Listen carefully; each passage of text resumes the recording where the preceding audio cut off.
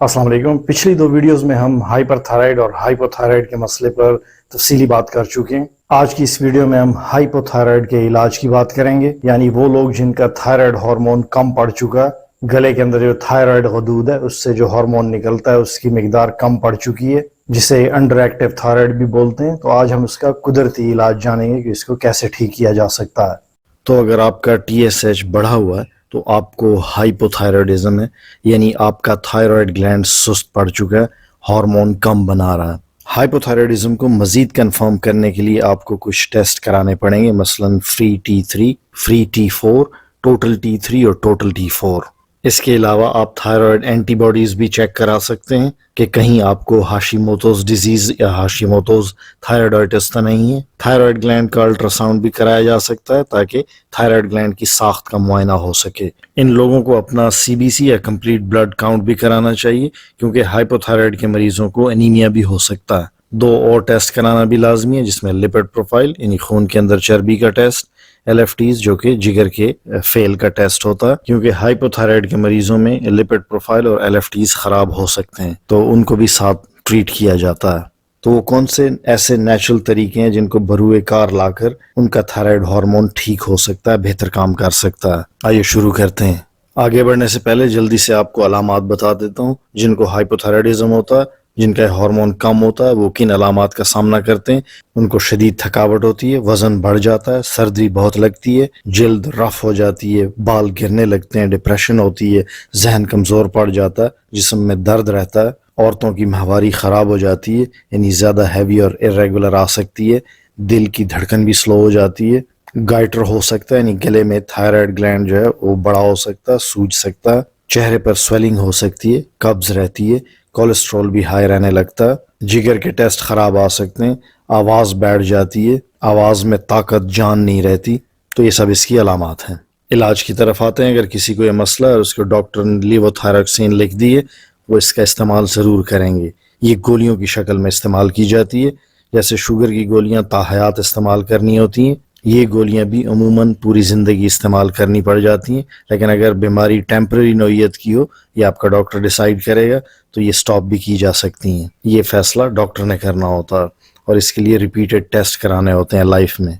एक बात बताता चलूँ, जो लेवोथायरॉक्सिन नामी दवा है, ये T4 का सिंथेटिक वर्जन है, यानी कुदरती हार्मोन का एक सिंथेटिक वर्जन दवाई की सूरत में तैयार किया गया है, वही इन मरीजों को दिया जाता है। तो जिक्र करते हैं कुछ सप्लीमेंट्स का। आयोडीन, अगर आपका T3 और T4 कम है तो आयोडीन इस्तेमाल कर सकते हैं। ऐसे लोगों के लिए आयोडीन मिला नमक बेहतर है। ये ख्याल रहे कि जिनका थायराइड हार्मोन ज़्यादा बनता है उनके लिए आयोडीन मिला नमक नुकसानदेह है, ये ख्याल आपने ज़रूर रखना है। तो बाज़ार से ऐसे नमक का इंतखाब कीजिए जिसके अंदर आयोडीन मिला हुआ ना हो। जिनका थायराइड ग्लैंड सुस्त है, जिनको हाइपोथायराइड है, सिर्फ उनके लिए आयोडीन बेहतर होता है। सेलेनियम, ये कुदरती मिनरल आपके T4 को T3 में तब्दील करता है, यानी आपके थायराइड ग्लैंड को एक्टिवेट करता है, ज़्यादा फाल बनाता है। यहाँ आपको एक और अहम बात बताता चलूँ, जिनको हाशिमोटोज़ डिजीज़ हो, जिसको हाशिमोटो थायराइडाइटिस भी कहते हैं, यानी जिनका TSH हाई हो और ओवरऑल टेस्ट रिपोर्ट ऐसे आ रही हो जैसे यहाँ पे आपको नज़र आ रही है, यानी T3 नॉर्मल है और T4 लो है, तो इसका मतलब ये है कि आपके जिस्म के अंदर ऐसी एंटीबॉडीज़ बन रही हैं जो कि आपके थायराइड ग्लैंड को निशाना बना रही हैं। इसको हाशिमोटोज़ थायराइडाइटिस कहते हैं। इसके अंदर आपके थायराइड ग्लैंड में इन्फ्लेमेशन होती है, सोजिश चल रही होती है, तो ऐसे लोगों के लिए सेलेनियम बहुत ज़्यादा फ़ायदेमंद है। एक और अहम बात बताता हूँ, जिनको हाशिमोटोज़ डिजीज़ है, कि अगर आपको शक हो और आप मालूम करना चाहते हैं कि कहीं आपको हाशिमोटोज़ डिजीज़ तो नहीं है, तो इसके लिए आप थायराइड के बाकी टेस्ट भी कराएं। मसलन TSH के साथ साथ आपको T3 और T4 भी कराना लाजमी होगा। एक और टेस्ट है जिसको एंटीबॉडी टेस्ट कहते हैं, जिसके अंदर आप TPO एंटीबॉडी या थायराइड परऑक्सीडेज एंटीबॉडीज टेस्ट कराते हैं।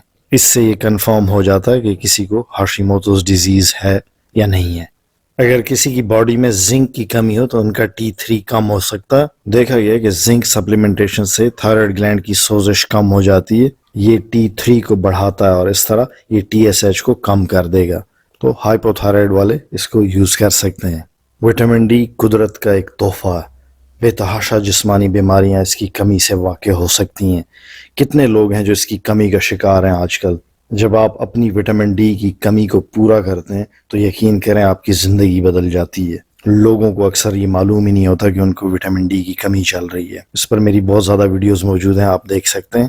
تو اس طرح جن کا تھائرائیڈ گلینڈ خراب ہو, ہارمون کم بن رہا ہو یا ایون زیادہ بن رہا ہو, ہائپر تھائرائیڈزم ہو, ایسے دونوں طرح کے مریضوں کو وٹامن ڈی 3 کا استعمال ضروری ہے. وجہ یہ ہے کہ وٹامن ڈی ہمارے مدافعت نظام کو ریگولیٹ کرتا ہے. یہ اپنے جسمانی مدافعت نظام کو اس طرح ریگولیٹ کرتا ہے کہ وہ اپنے تھائرائیڈ گلینڈ پر خود کو حملہ نہیں کرتی. کیونکہ ہوتا یہ ہے کہ تھائرائیڈ گلینڈ کے خلاف ہمارا جسم خود ہی اینٹی باڈیز تیار کر لیتا ہے اور اپنے گلینڈ کو مارنے لگتا ہے. تو ایسے مریضوں کو وٹامن ڈی 3 بہت ضروری ہے. اور اس عمل کو, جس کے اندر باڈی اپنے خلاف اینٹی باڈیز بناتی ہیں, اس کو آٹو امیونٹی کہتے ہیں. تو وٹامن ڈی 3 آٹو امیونٹی کو روکتا ہے. تو جن لوگوں کو ہاشیموتوز ڈیزیز ہے وہ اپنی باقی دوائیوں کے ساتھ ساتھ وٹامن ڈی کا استعمال ضرور کریں. اس کے علاوہ وہ لوگ جن کو گریوز ڈیزیز ہے, جن کا تھائرائیڈ گلینڈ بڑھا ہوا ہے, ریسرچ میں یہ بھی دیکھا گیا کہ وہ لوگ جن کی آنکھیں باہر کو نکلی ہوئی ہوتی ہیں, ابلی ہوئی محسوس ہوتی ہیں, ایکس آپتھلموسس جس کو کہتے ہیں, وٹامن ڈی کے استعمال سے ان کی حالت میں بہتری آئی. ان کے سوجے ہوئے تھائرائیڈ گلینڈ میں بھی واضح کمی واقع ہوئی.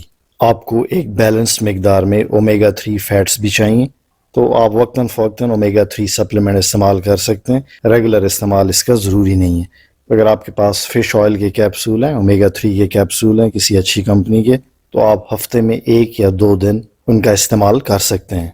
اگر کسی کے تھائرائیڈ ہارمون کم بن رہے ہیں, ان کے لیے قدرتی سپلیمنٹ یعنی اشواگندھا بہت اچھا ہے.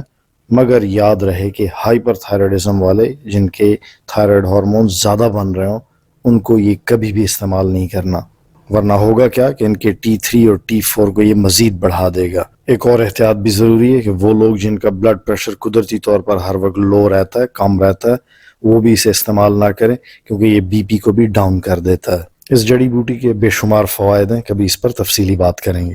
ایپل سائڈر وینیگر یا ACV, اس پہ بات کرتے ہیں. جن کے تھائرائیڈ ہارمون کم ہو, جن کا تھائرائیڈ گلینڈ سست ہو, ان کو ACV کافی فائدہ دیتا ہے. اس پر میری ایک تفصیلی ویڈیو بھی موجود ہے جسے لاکھوں لوگوں نے دیکھا اور پسند کیا. آپ کے لیے اس کا لنک ڈسکرپشن میں دے دیتا ہوں, وہاں سے آپ اسے چیک کر سکتے ہیں. ٹیومرک یا ہلدی یا کرکیومن, دونوں صورتوں میں یعنی ہائپوتھائرائڈزم والے اور ہائپر تھائرائڈزم والے جن کے ہارمون کم ہوں یا زیادہ بن رہے ہوں, دونوں طرح کے مریض اسے استعمال کر سکتے ہیں. ان کے لیے بے حد مفید ہے. یہ تھائرائیڈ گلینڈ کی سوزش کو کم کرتا ہے. جن کو ہاشیموتوز ہو وہ بھی اسے ضرور استعمال کریں. ہلدی کی ایک بہترین چیز یہ ہے کہ تمام گلینڈز کی خرابیوں کو دور کرتا ہے, ان میں بہتری لاتا ہے, کیونکہ یہ گلینڈز کے اندر انفلیمیشن, سوزش کو کم کرتا ہے. جن کو پیچوٹری گلینڈ کے مسائل ہوں, فار ایگزامپل ایک کنڈیشن ہوتی ہے جس کو پرولیکٹینوما کہتے ہیں, پرولیکٹن لیول ان کے ہائی رہتے ہیں, وہ بھی اس کے استعمال کر سکتے ہیں. لیکن ایک خیال آپ نے رکھنا ہے, جب آپ لیووتھائریکسین نامی ٹیبلٹ استعمال کر رہے ہوں تو اس کے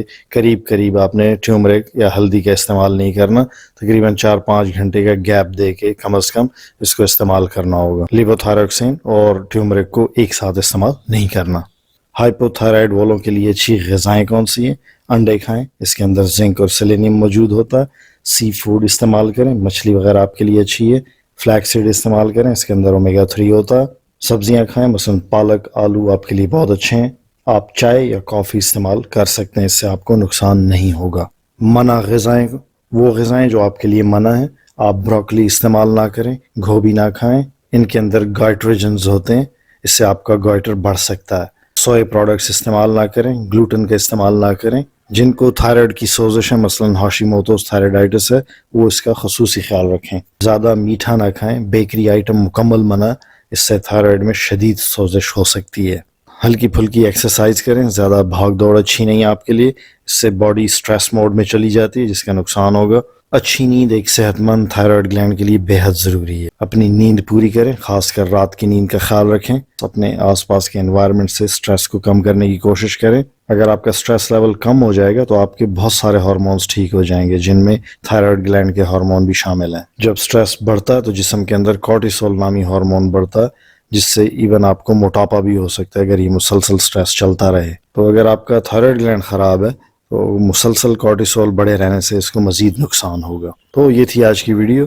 جن لوگوں کو ہائپوتھائرائڈزم ہے ان کے ساتھ اس کو ضرور شیئر کیجیے گا, سب کا بھلا ہوگا. دوبارہ آپ سے ملاقات ہوگی ایک ایسی ویڈیو میں جس میں ہائپر تھائرائڈزم کا علاج آپ کو بتاؤں گا. تو فی امان اللہ.